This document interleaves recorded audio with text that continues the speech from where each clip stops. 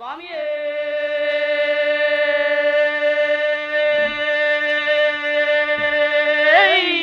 சரணமையப்போ.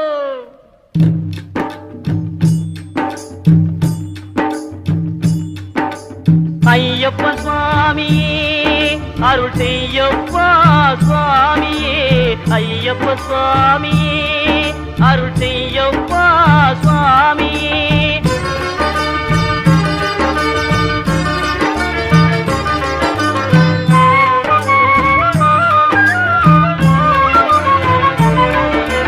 வெற்றி கருளும் சபரிமலைக்கு விரதம் இருந்தால் வெற்றி கிடைக்கும், சற்று மறந்து தன்னை